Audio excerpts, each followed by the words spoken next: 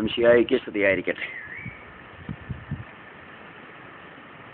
മിശിഹായിൽ അനുഗ്രഹീതരായ കുഞ്ഞുമക്കളെ, ദൈവത്തിൻ്റെ പരിശുദ്ധാത്മാവ് ഈ നോമ്പുകാലത്ത് എത്രയോ സ്നേഹത്തോടും കരുണയോടും കൂടിയാണ് നമ്മെ മുന്നോട്ട് കൊണ്ടുപോകുന്നത്. നോമ്പുകാലത്ത് ചിന്തിക്കുവാൻ ചേർന്നതായ തിരുവചനങ്ങൾ നമ്മുടെ ഹൃദയങ്ങളിലേക്ക് വർഷിച്ചുകൊണ്ട് പരിശുദ്ധാത്മാവ് നമ്മുടെ ആത്മാവായി മാറിയിരിക്കുകയാണ്. ഈ പരിശുദ്ധാത്മാവിനോട് ചേർന്ന് നിന്നുകൊണ്ട് അവിടെ നമുക്ക് നൽകുന്ന തിരുവചനത്തെ നമുക്ക് സന്തോഷപൂർവ്വം സ്വീകരിക്കാം. വിശുദ്ധ മത്തായി അറിയിച്ച സുവിശേഷത്തിലെ 26-ാമത്തെ അധ്യായത്തിലെ പ്രത്യേകിച്ച് 45, 46 തിരുവചനങ്ങളിൽ നമ്മൾ കാണുന്നുണ്ട്, ഗദസമനയിൽ ഉറങ്ങുന്ന ശിഷ്യന്മാരുടെ അരികിലേക്ക് കടന്നു വന്ന് ഈശോ ചോദിക്കുന്ന ഒരു ചോദ്യമുണ്ട്. നിങ്ങൾ ഇപ്പോഴും ഉറങ്ങി വിശ്രമിക്കുകയാണോ എന്നൊരു ചോദ്യമാണ്. എന്നിട്ട് അവിടുന്ന് വീണ്ടും പറയുന്നുണ്ട്, ഇതാ സമയമടുത്തിരിക്കുന്നു, മനുഷ്യപുത്രൻ പാപികളുടെ കൈകളിൽ ഏൽപ്പിക്കപ്പെടുന്നു, എഴുന്നേൽക്കുവിൻ, നമുക്ക് പോകാം. ഈശോയുടെ ശക്തമായ ഒരു ഉപദേശവും താക്കീതും എല്ലാം തന്നെയാണ്. എന്നെ ഒറ്റിക്കൊടുക്കുന്നവൻ ഇതാ അടുത്തു വന്നിരിക്കുന്നു, എഴുന്നേൽക്കുവിൻ, നമുക്ക് പോകാം. അതേ സഹോദരങ്ങളെ, പ്രിയപ്പെട്ട മക്കളെ, ഈ നോമ്പുകാലത്ത് ഉറക്കം ഉണരുവാനുള്ള സമയം ഇതാ സമാഗതമായിരിക്കുകയാണ്. 2033 എന്ന് പറയുന്നത് മഹാജൂബിലിയുടെ വത്സരമാണ്. 2033. ഈ 2033 ആകുമ്പോഴത്തേക്ക് നമ്മൾ കാണുന്നത് ഈശോ നമുക്ക് വേണ്ടി പിടിപ്പിക്കപ്പെട്ടിട്ട് 2000 വർഷം കഴിയുകയാണ്. 2000 വർഷം കഴിയുന്നതായ ഘട്ടമാണ്. ഈശോ നമുക്ക് വേണ്ടി ബലിയായി തീർന്നതിന് 2000 വർഷമാകുകയാണ്. ഈശോ നമുക്ക് വേണ്ടി സ്വന്തം ശരീരവും രക്തവും അപ്പമായി വീഞ്ഞായി നമുക്ക് മുറിച്ചു വിളമ്പി തന്നതിൻ്റെ ജൂബിലി, മഹാജൂബിലി 2000 വർഷം തികയുകയാണ്. ദൈവത്തിൻ്റെ പരിശുദ്ധാത്മാവ് അപ്പസ്തോലന്മാരുടെ മേൽ ശക്തമായി അഭിഷേകമായി വന്ന് തിരുസഭയ്ക്ക് രൂപം കൊടുത്തതിൻ്റെയും 2000 വർഷം പൂർത്തിയാവുകയാണ്.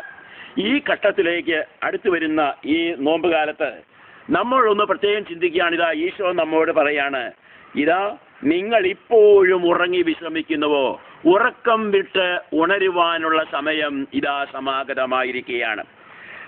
റോമാക്കാർക്ക് എഴുതിയ ലേഖനത്തിലെ 13-ാമത്തെ അധ്യായത്തിലെ 13 മുതലുള്ളതായ തിരുവചനത്തിൽ നമ്മൾ കാണുന്നുണ്ട്, പൗലോസ്ലീഹ പറയുന്നുണ്ട്, നിദ്ര വിട്ട് ഉണരുവാനുള്ള സമയം ഇതാ സമാഗതമായിരിക്കുന്നുവെന്ന്. നമുക്ക് ഈ നോമ്പ് കാലത്ത് യേശുവിൻ്റെ ഈ തിരുവചനത്തിൻ്റെ പശ്ചാത്തലത്തിൽ നമ്മെ തന്നെ ഒന്ന് ക്രമീകരിച്ചുകൊണ്ട് നമ്മുടെ ഉറക്കത്തിൽ നിന്ന് ഒന്ന് ഉണർന്നേ മതിയാവും.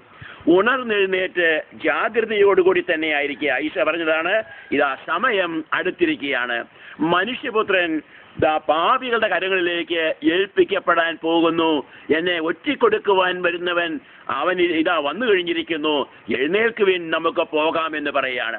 ഉറങ്ങിക്കിടന്നിരുന്ന ശിഷ്യന്മാർക്ക് വാസ്തവം പറഞ്ഞാൽ എന്ത് ചെയ്യണമെന്നറിയാതെ, എന്ത് പ്രവർത്തിക്കണമെന്ന് അറിയാതെ, ഏത് ദിശയിലേക്ക് മൂവ് ചെയ്യണമെന്നറിയാതെ അവർ സ്തംഭിച്ച് നിൽക്കുന്നതായ ഒരു ഘട്ടമാണ് നാം അവിടെ കാണുന്നത്.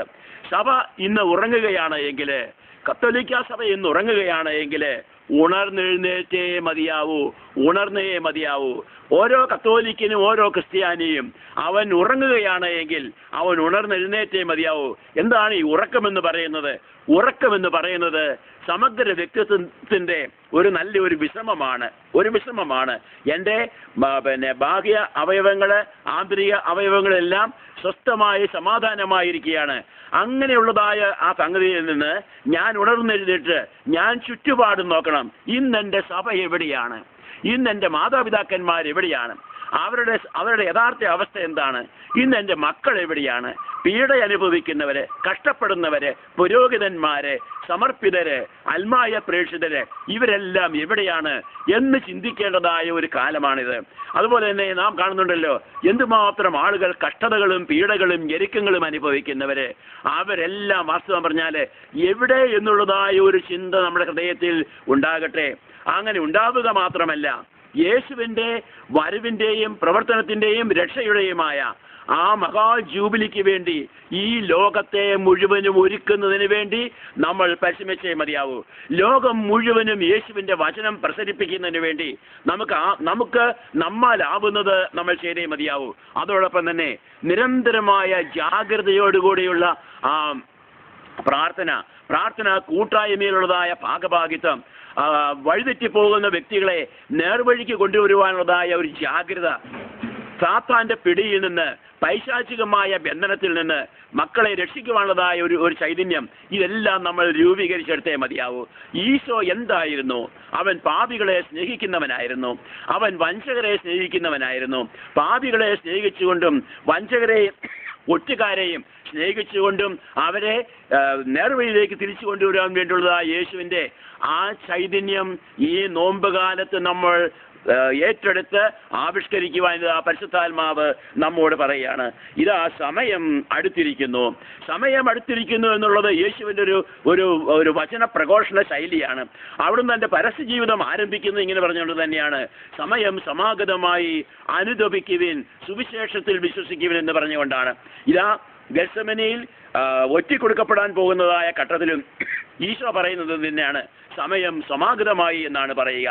പൊന്നുമക്കളെ, നമ്മുടെ സമയം ഇതാ സമാഗതമായിരിക്കുകയാണ്. പ്രത്യേകിച്ച് ഈ നോമ്പ് കാലത്ത് നമ്മുടെ രക്ഷയുടെ സമയം ഇതാ സമാഗതമായിരിക്കുകയാണ്. നമ്മുടെ കുടുംബത്തിൻ്റെ രക്ഷയുടെ സമയം സമാഗതമായിരിക്കുകയാണ്. കുടുംബം രക്ഷ പ്രാപിക്കുന്നത് സക്കേവുസിനെ പോലെ യേശുവിൻ്റെ പാദാന്തികത്തിൽ ഇരുന്നുകൊണ്ട് അവിടുത്തെ വചനം കേട്ട് ആ വചനപ്രകാരം ജീവിതത്തെ ക്രമീകരിക്കുമ്പോഴാണ്. ഇന്ന് ഈ കുടുംബം രക്ഷ പ്രാപിച്ചിരിക്കുന്നുവെന്ന് പറഞ്ഞതുപോലെ നമ്മളെക്കുറിച്ചും പറയുന്നത്. അതെ, സമയം സമാഗതമായി, രക്ഷ പ്രാപിക്കാനുള്ള സമയം സമാഗതമായി. എൻ്റെ വ്യക്തിപരമായ രക്ഷ, കുടുംബത്തിൻ്റെ രക്ഷ, സമൂഹത്തിൻ്റെ രക്ഷ, സഭയുടെ രക്ഷ, ലോകം മുഴുവൻ്റെയും രക്ഷയുടെ സമയം ഇതാ സമാഗതമായിരിക്കുകയാണ്. ഉണർന്നെഴുന്നേൽക്കുവിൻ, ഇതാ നമുക്ക് പോകാം, നമ്മെ ഒറ്റിക്കൊടുക്കുന്നവൻ ഇതാ വന്നിരിക്കുന്നു. കാരുണ്യവാനായ കർത്താവേ, ഉണർന്നെഴുന്നേറ്റ് ജാഗ്രതയോടുകൂടി ഈശോയ്ക്ക് വേണ്ടി, ലോകത്തിനു വേണ്ടി, മനുഷ്യരക്ഷയ്ക്ക് വേണ്ടി, സ്വന്തം രക്ഷയ്ക്ക് വേണ്ടി ചിന്തിക്കുവാനും പരിശ്രമിക്കുവാനും രക്ഷ നേടിയെടുക്കുവാനുമുള്ള കൃപ ഈ പൊന്നുമക്കൾക്കെല്ലാവർക്കും അങ്ങ് പ്രദാനം ചെയ്യണമേ. നമ്മുടെ കർത്താവ് ഈശോ മിശിഹായുടെ കൃപയും പിതാവായ ദൈവത്തിൻ്റെ സ്നേഹവും പരിശുദ്ധാത്മാവിന്റെ സഹവാസവും നിങ്ങളോടുകൂടി ഉണ്ടായിരിക്കട്ടെ, ഇപ്പോഴും എപ്പോഴും എന്നേക്കും.